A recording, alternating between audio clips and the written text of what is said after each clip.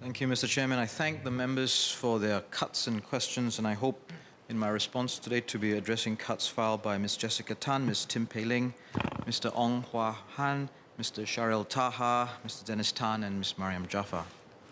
So trust is at the heart of our Smart Nation efforts. Our citizens and businesses must be confident that the digital systems and services that they rely on and the interactions and the transactions that they engage in can be trusted. I will explain MDDI's approach to building this trust by ensuring the resilience, security, and future readiness of key digital infrastructure and by driving government AI adoption and innovation for the public good. The government has existing regulations to reduce risks to digital infrastructure and services, including cyber attacks and service disruptions. For example, under the Telecommunications Act, IMDA requires broadband and mobile network operators to take proactive measures to minimize disruptions. There are also sectoral regulations for digital services, such as MAS's IT resilience and security requirements for financial institutions. But the digital landscape is much bigger and constantly evolving. Digital infrastructure like data centers and cloud services have become important in enabling many functions, including e-banking and payments, ride-hailing, e-commerce, and digital identity. These functions allow citizens to meet their day-to-day needs and do so conveniently and effectively. They help businesses to grow. However, the growing scale and complexity of our digital infrastructure also means an increased surface area for cyber attacks and a higher risk of disruption arising from hardware failures, misconfigurations, and other problems. Should these disruptions occur, the impact is higher given the increasing utilization of these services. Last year, we amended the Cybersecurity Act to address new challenges in our operating environment. These amendments, which are expected to come into force later this year, will empower CSA, the cybersecurity agency, to better ensure the cybersecurity of important entities and systems beyond the critical information infrastructure. These include data centers and cloud services. This, in turn, improves trust and confidence in Singapore and our digital economy. Owners of critical information infrastructure also have the opportunity, we hope, to review their business models. And we hope that they'll be encouraged to review their business models and do so with a view to using new technologies such as commercial cloud solutions. Beyond cyber threats, we must guard against risks that disrupt access to the digital infrastructure and services, including physical hazards like fire and less visible risks like hardware failure and system misconfiguration. These are risks as a result of our dependence on digital infrastructure and services. We cannot eliminate risk completely, so we must enhance our preparedness by reducing the occurrence and the impact of disruptions. We are working towards introducing a new law this year called the Digital Infrastructure Act. This will improve Singapore's digital resilience and security. The Act targets foundational digital infrastructure, starting with major cloud service providers and data centers. The Act will require major operators to implement measures to uphold their resilience and security and to minimize disruptions. We are studying requirements for major operators to report disruptions to the government so that we can better learn and improve from these incidents and support response and recovery efforts where needed. We've been seeking feedback from digital infrastructure providers and some of their customers since mid-2024. The Infocomm Media Development Authority, IMDA, recently released advisory guidelines for cloud service providers and data centers. These guidelines contain key measures that we have been consulting stakeholders on. The guidelines encourage data center operators to have a robust business community. Let me say that again, sir. The guidelines encourage data center operators to have a robust business continuity system and ensure high availability for their enterprise customers. Cloud service providers are also encouraged to manage data security risks and ensure business continuity planning. All operators are encouraged to implement the measures, and many providers, including Microsoft, Equinix, and Keppel, and their enterprise customers have expressed support for the new advisory guidelines, which they find to be fit for purpose and aligned with international standards. We're also strengthening the resilience of our government systems to ensure that Singaporeans have trust and confidence when interacting with the government online. We've improved the resilience of central systems used by agencies. Service availability for these systems rose from 95% to 99.5% in the last year. We will continue to increase the adoption of tools to improve the resilience of government applications, including those that monitor system uptime. As resilience measures incur costs, our approach must be calibrated.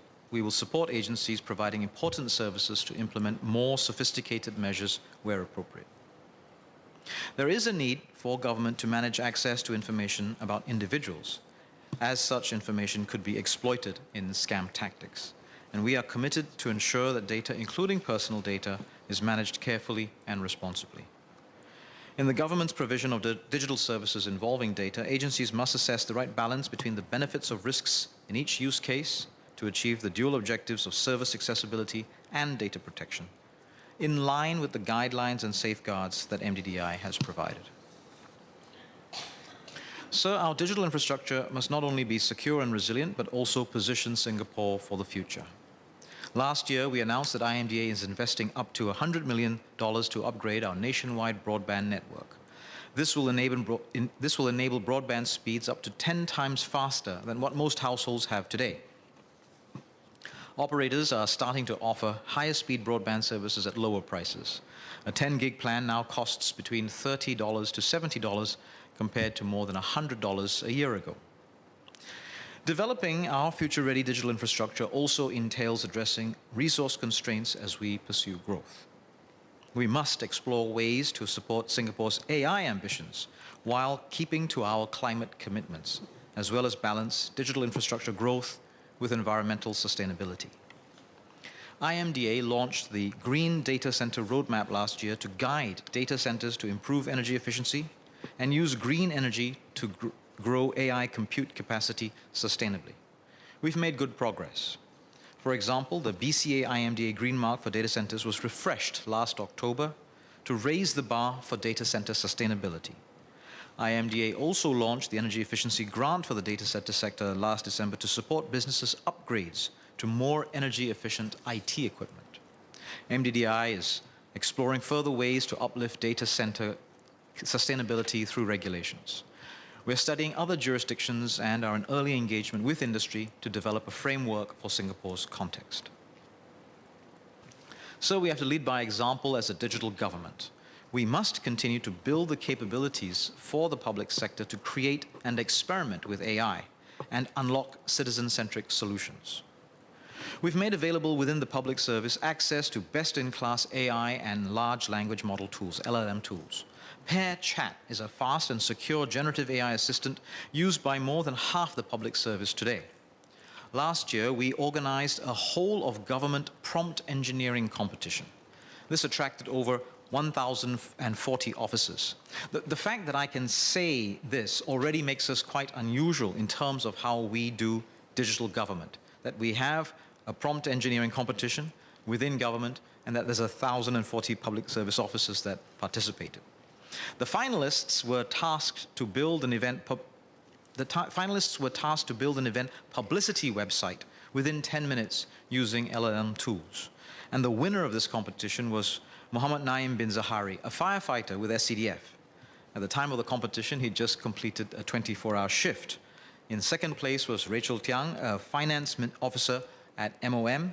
Neither were in technical roles dealing with AI, and both of them and all the competitors were more than capable of building this functioning publicity website within 10 minutes using these AI and LLM augmented tools. We actively involve non-technical public officers in creating digital products. Last year, GovTech held its inaugural series of hackathons for public officers called the Launch Program. It gathered more than 600 ideas and birthed 26 innovative prototypes. For example, a team of 2 primary school teachers and a GovTech officer prototyped an AI tool to provide students with immediate customized feedback on their oral skills performance. We are also exploring how officers can innovate better and faster with AI. One of the prototypes from our recent Hack for Public Good hackathon was Spaceship, a tool to make prototyping less daunting for public officers. This tool, Spaceship, enables officers to use AI agents to build and deploy fully functional prototype applications, including LLM-based tools. And they do this using just plain English. So this is a tool for public officers, non-technical public officers, to get from an idea to a workable app in minutes using just plain English. So I tried out this prototype, and I tried to have it code a portal that restricted the length of MPs' speeches. It put the appropriate filter into the spreadsheet, but I think that's the limit of the technology today. As we increase the use of AI in government, it is critical to understand and mitigate the risks in AI applications. GovTech is building the capabilities to ensure that the government's generative AI applications go to market safely. We have Litmus, a tool for AI safety and security testing. We've curated a set of tests to ensure our AI applications are resistant to risks that mislead users or cause reputational harm. Litmus is built in partnership with IMDA's Moonshot and will be launched this year. Based on tests with agencies, we've seen how Litmus can spot potential safety issues ahead of time, allowing us to act proactively. Essentially, this is AI testing as a service. And Litmus provides a diagnosis of the AI risks, but we also need a solution once those risks are detected. In the AI world, guardrails ensure that AI systems operate within ethical, legal, and functional boundaries. We're building Sentinel, a platform that provides guardrails as a service for the government's AI applications. Product teams can choose from a curated list of guardrails, including those from top AI developers and localized ones like LionGuard, and easily integrate these into their applications. Sentinel has been able to accurately identify attempts to infiltrate systems or trick AI models into producing inappropriate output. Litmus and Sentinel demonstrate how we want to develop government generative AI applications that are safe for use, including by members of the public. Sir, our digital infrastructure underpins key functions that citizens and businesses rely on. We've therefore actively invested in enhancing the security, resilience, and future readiness of our key digital infrastructure. We also continue to build capabilities in the public sector and embrace experimentation and innovation with AI to better serve Singaporeans. I'm hopeful that this will build trust in our digital future as we continue on our smart nation journey. Thank you.